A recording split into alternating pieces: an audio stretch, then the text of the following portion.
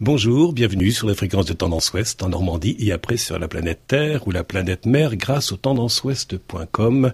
Aujourd'hui, je reçois les confidences d'un journaliste qui est aussi animateur de télévision. Il anime entre autres l'émission The Voice et auteur d'un livre qui a pour titre Ce que j'aimerais te dire, un livre paru aux éditions Nil. Nico Salegas, vous êtes donc notre invité pour ce jour.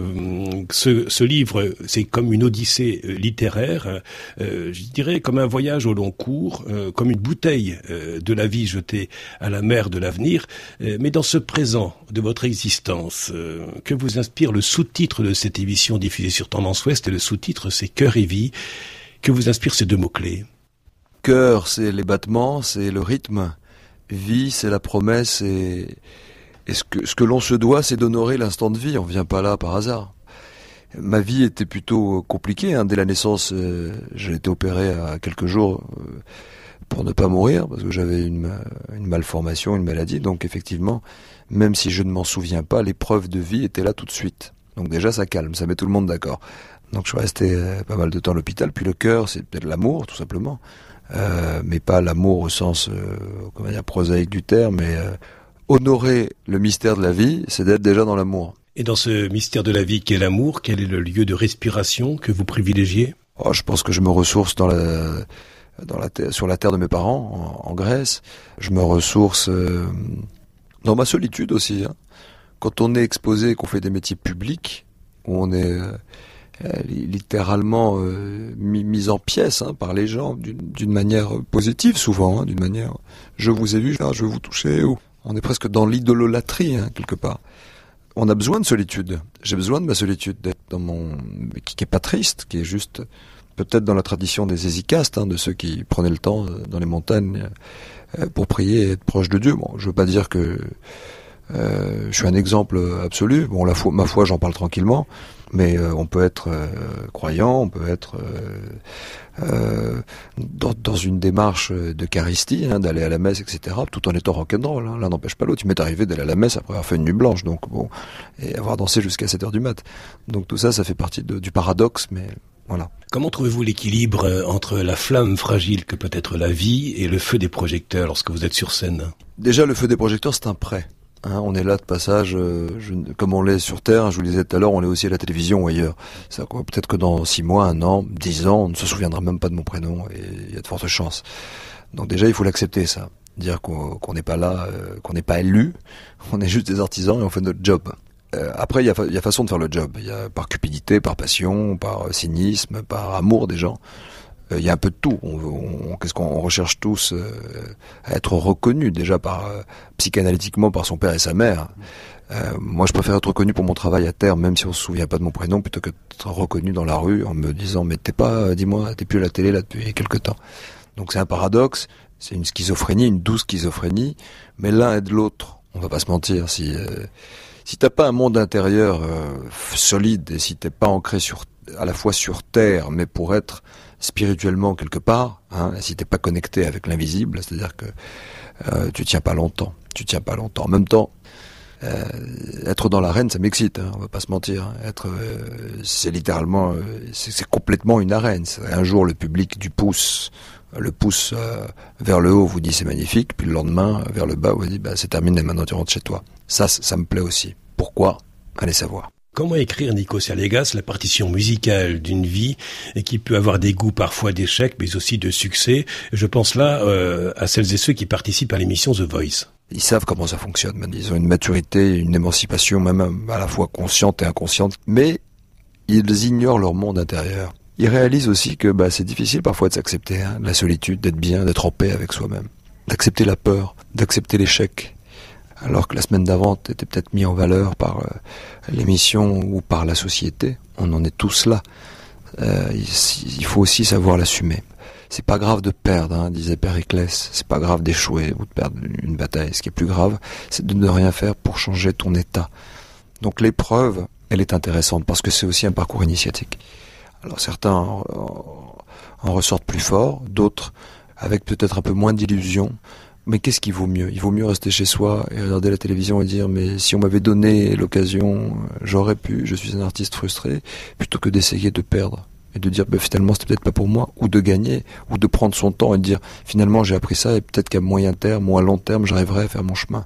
C'est une vraie question de fond.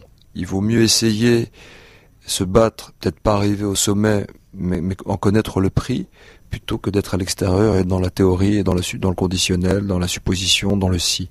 C'est un vrai débat. Vous avez vu beaucoup de personnes qui ont participé à des émissions de télé-réalité. Comment trouver l'équilibre entre ces émissions de télé-réalité et la réalité de la vie ? On va pas se mentir, ils passeront à la réalité de la vie tôt ou tard. Alors on peut se raconter des histoires, on peut leur promettre des études, un miroir aux alouettes sociales, une réussite. Et souvent quand ils arrivent à 27 ans et qu'ils ont fait une dizaine d'années d'études, ils sont déprimés parce qu'ils se rendent compte que la vie est plus dure que ça. Je crois qu'il faut leur apprendre que ça vaut la peine de se battre, ça vaut la peine d'être dans l'arène, quand bien même il y a un côté éphémère qui est celui de la télévision. Moi je leur tiens un discours vrai, c'est-à-dire que je le dis en toute humilité, en toute modestie, je leur dis voilà, c'est comme ça que ça se passe, voilà les règles. Il y a à boire, il y a à manger, il y a des choses bien, il y a des choses plus difficiles. Profitez-en. Pas comme celui qui est affamé, comme celui qui sort d'un jeûne de 40 jours dans le désert et qui tu donnes 15 kilos de pain et qui meurt parce qu'il peut pas tout descendre. Pas comme un affamé, mais avec la dignité. Vous êtes là, vous vendez pas votre âme pour plaire. Mais puisque vous êtes là, essayez d'aller sortir votre vérité à vous. C'est quoi ta vérité ? Pourquoi t'es là ? Qu'est-ce que tu veux ? Soyez honnête par rapport à vous-même. C'est la meilleure façon d'avancer si tu sais et si tu t'acceptes. Donc en leur tenant ce discours, peut-être que ça les aide. La voix est aussi une belle radio portative. Elle peut être sur plusieurs fréquences. Elle vous permet de chanter, de parler, Nikos Aliagas. Mais comment trouvez-vous la bonne harmonie entre cette voix et la voix intérieure que peut être la spiritualité ? Je n'ai jamais trahi ma spiritualité. Même en faisant un métier, on va dire, de show business, entre guillemets. Je ne suis pas dans une démarche alibi immatérielle pour pouvoir jouir du matériel. J'ai besoin de boussole, j'ai besoin de réponses, ou même de poser des questions. C'est possible, c'est tout à fait possible d'être sur un plateau de télévision et en même temps sentir qu'il se passe quelque chose, sentir que dans le regard d'un môme qui n'y croit plus, il peut se passer des choses quand il est émerveillé par un spectacle ou un enfant malade qui vient vous voir et même si pour vous c'est rien de lui serrer la main ou lui faire une bise ou un petit autographe, peut-être que pour lui c'est une force qu'il va chercher ailleurs. Donc je sais pas, j'ai espoir, j'y crois encore, comme dirait Lara Fabian. Comment trouvez-vous l'équilibre entre être aimé pour ce que l'on fait et pour ce que l'on est, lorsqu'on parle de télévision et l'homme que vous êtes au quotidien ? Pour être aimé, il faut aimer. Il faut pouvoir dire à quelqu'un je t'aime. Alors le prix du je t'aime aujourd'hui, parfois on le brade, parfois on l'élève tellement qu'on est incapable de le prononcer. C'est pas facile quand on est effectivement dans la lucarne de savoir pourquoi telle ou telle personne vous approche, ou etc. On rentre dans une parano presque instinctive. Et la célébrité n'a pas aidé ni ma vie privée, ni mon équilibre, et ni peut-être mon instinct par rapport à la relation amoureuse. Mais il faut y croire. Vous écrivez « Nous sommes tous porteurs d'une histoire, d'un héritage connu ou inconnu. On adore réinventer sa vie, se donner des airs ou un métier, mais on ne peut pas gommer ce qui est en nous, surtout l'invisible. Renier, c'est se perdre. Oublier, c'est se donner moins de chances de pouvoir choisir demain et d'avoir une distance, une profondeur, une réflexion. Et vous dites aussi, Nikos Aliagas, qu'il faut apprendre dans la vie à déployer ses ailes, mais que cela peut faire mal. » On a tous des ailes en nous, Il faut savoir les déplier à un moment ou à un autre, mais bon, ça fait mal, parce que déjà, ça déchire le costume. Ça fait mal au dos aussi, voilà, et c'est lourd. Si on vole pas avec ses ailes, elles traînent, donc ça sert à rien. Faut pas avoir peur de déplier ses ailes à un moment et puis de s'envoler. Même si on se casse la gueule, c'est pas grave. Mais faut y aller. Alors s'envoler, comme vous dites à l'instant, mais parfois l'horizon peut sembler bouché lorsque, par exemple, nous sommes face à l'absence physique de quelqu'un qui peut être décédé. Comment donner une présence à l'absence physique ? La façon de faire revivre quelqu'un, c'est de l'aimer pour ce qu'il a été et d'honorer chaque instant de vie qu'il a laissé derrière lui. L'âme ne meurt jamais. Moi, je ne crois pas. Il n'y a pas de fin en soi. Tout est un éternel espoir. Bien sûr que c'est difficile. Comment voulez-vous rassurer ou trouver les arguments pour enlever la peine d'une mère qui a perdu son fils ? Ça n'existe pas, quoi qu'on dise. En revanche, l'expérience de la mort de Grégory Le Marchal nous a prouvé que ce gamin était un ange, quoi. C'est que dans sa douleur, dans son Golgotha, il l'a toujours fermé, il s'est jamais plaint. Il nous a montré que c'était possible, qu'il pouvait aller chercher une voie alors que techniquement et biologiquement ou médicalement c'était impossible. Dans sa foi, Parce que finalement, c'était son sacerdoce, c'était sa foi en sa vie, en la vie. Je veux vivre, je sais que je vais mourir, c'est pour ça que j'ai envie de vivre. Et c'est la meilleure façon de dire aux autres, battez-vous. Se battre, c'est accepter. J'accepte ma maladie, mais j'accepte aussi mon rêve. Et je vais aller jusqu'au bout. Donc, en ce sens, ce gamin qui est arrivé, qui a transcendé véritablement son existence à la télévision. Voilà l'autre côté de la télé. On dit, oui, effectivement, on se brûle les ailes, etc. Lui, il a utilisé tout ça. Et il nous a prouvé que c'était possible. Et il nous a rendus tous minables. Quand on arrive le matin, qu'on dit on a mal à la tête, je suis pas bien, j'ai des problèmes, oui, les impôts, on s'en fout. Et lui, il a pas de problème. Grégory, avant les primes, il pouvait même pas parler. Il était plié en deux dans sa loge. Et alors, quand il est parti, le 3 mai, je me souviens, j'étais avec des enfants malades à Genève. Quand il est parti, il nous a rendu tout le peu qu'on lui a donné. On va dire, sa résonance est là. Lui est ailleurs, il est là-haut. Il est parti avec beaucoup de dignité, sans jamais avoir triché. Dans sa foi, c'est un garçon qui croyait en Dieu et qui en même temps disait pas pourquoi tu m'as fait malade.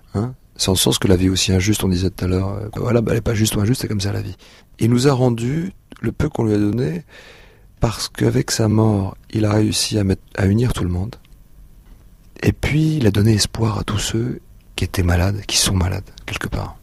Donc, en ce sens, c'était un ange. Il n'a rien demandé à personne, et il a fait du bien, il est parti, aussi discrètement qu'il est arrivé, et entre-temps, il nous a fait espérer et rêver. Et cette question de la souffrance ne vous laisse pas aller au désespoir et au doute même de l'existence de Dieu? Je doute pas de Dieu, je dis juste pourquoi. Pourquoi lui? Pourquoi maintenant? Pourquoi lui alors qu'il avait envie de vivre, tout simplement. Je parle pas de Grégory nécessairement, mais je vois des enfants malades dans les hôpitaux, des bouts de chou qui n'ont rien fait à la vie, quoi. Alors est-ce qu'on doit mourir et avoir une date limite d'espérance de vie selon ses actes? C'est à nous de juger ça. C'est pas à nous de le juger. On s'appartient pas. Je pense que tous les gens qui ont perdu des enfants ont été ravagés, mais ils ont vécu encore. Et ils étaient encore là. Lui est parti, le petit bout de chou est parti. Bien sûr que c'est compliqué de voir un gamin, j'en ai vu encore il y a 15 jours, brûlé par la radiothérapie, qui a 4 ans et qui vous regarde avec un regard, il ne se plaint même plus tellement il a eu mal. Il peut plus se plaindre, il est déjà carbonisé. Mais son âme ne l'est pas et son regard veut se battre. Donc je doute pas de Dieu, je dis que juste que c'est terrible. Alors parfois on rentre on perd un peu le sens de la douleur, on perd le sens quand on voit beaucoup de malades, pour en avoir discuté avec le corps médical, ils deviennent fous à la fin. Ils ne peuvent même plus sortir de là. C'est que d'un côté, ils sont pris par cette injustice, par ce côté macabre de voir des mômes mourir, de les soigner pendant des années, 2-3 ans, et puis les voir rechuter, partir en 2 minutes. Puis de l'autre côté, ils peuvent pas s'en sortir parce qu'ils doivent se battre. Et ce livre que vous avez écrit et qui a pour titre Ce que j'aimerais te dire, c'est pour votre fille Agathe. C'est l'envie de tisser un lien de tendresse comme un fil d'Ariane qui pourrait être utilisé à sa guise.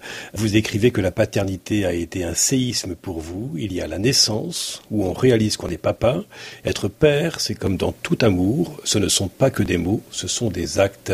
Quel est ce message que vous aimeriez adresser aux auditeurs de Tendance Ouest, peut-être à ces papas? Chaque seconde de vie compte, honorez-la, réveillez-vous avec un projet quel qu'il soit, que ce soit dans votre jardin, dans votre famille, dites à ceux que vous aimez et à qui vous ne l'avez pas dit que vous les aimez vraiment.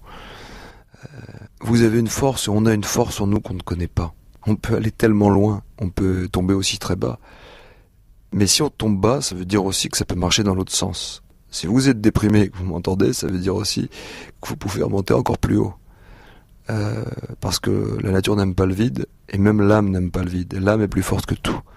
Et il suffit de se concentrer, d'y croire. Concentrez-vous avec ce que vous avez autour de vous, tout simplement, même si c'est difficile. Surpassez-vous, vous pouvez y arriver. Moi, je suis né dans une famille modeste, j'ai rien trouvé devant moi, j'ai construit mon petit bout de chemin, demain tout peut partir, mais c'est parce que l'âme était forte. Voilà. Et parce que vous vous devez de vous lever, de vivre et d'être bien. C'est la règle. Et dans ce petit livre que vous offrez comme un guide de vie à votre petite Agathe, vous écrivez que vous avez besoin de faire une retraite régulière au Mont Athos pour revenir à la source. Et quand vous avez commencé dans votre vie professionnelle à vivre avec le stress, les tensions, l'ambition ou les échecs, votre seule mesure de régulation, c'était d'aller avec des copains au Mont Athos. Certainement que les auditeurs de Tendance Ouest auront appris à connaître autrement l'animateur et le présentateur de cette émission de Voice. En tout cas, On a bien compris cette voix intérieure qui vous animait, alimentée certainement par le mot silence. Silence, on tourne peut-être, et ce n'est pas du cinéma votre vie. Ah non, c'est la vérité. Est-ce que le cinéma, c'est pas la télé, hein? Il est peut-être là le cinéma. Est-ce que finalement, je ne me cache pas derrière l'image de l'animateur? Est-ce que finalement, c'est pas ça mon armure, hein? Et quel est ce message comme conclusion que vous aimeriez adresser aux auditeurs de Tendance Ouest, première radio régionale en Normandie? Alors on dit qu'il fait pas beau en Normandie. Tout cela est faux. Tout cela est faux. Je l'ai expérimenté. J'aime beaucoup votre sens. Votre rapport à la terre et votre rapport entre ciel et terre. Il y a des hommes et vous êtes de belles personnes. Voilà. Podcast by Tendance Ouest.